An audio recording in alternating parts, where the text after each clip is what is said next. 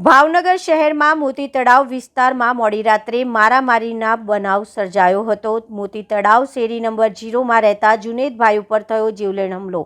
મોતી તળાવ વિસ્તારમાં અસામાજિક તત્વો તથા લુખ્ખા તત્વોનો ત્રાસ, ધોકા પાઇપ તથા ધારદાર હથિયારોથી હુમલો।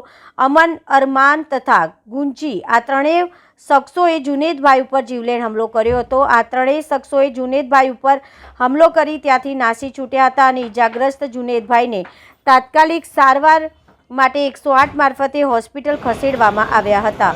રિપોર્ટર ફિરોઝ મલેક, ભાવનગર। નામ જુનેદભાઈ, કઈ જગ્યાનો શું બનાવ થયો? મોતી તળાવ શેરી નંબર 0।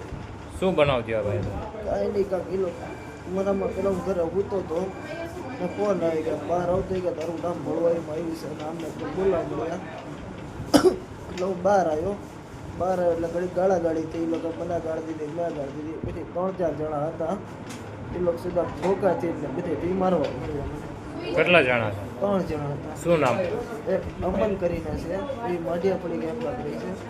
એક 2 મોતી તળાવના છે। શું નામ? 2 અરમાન ને બુજી। કોઈ જૂની અદાવત? ના, કોઈ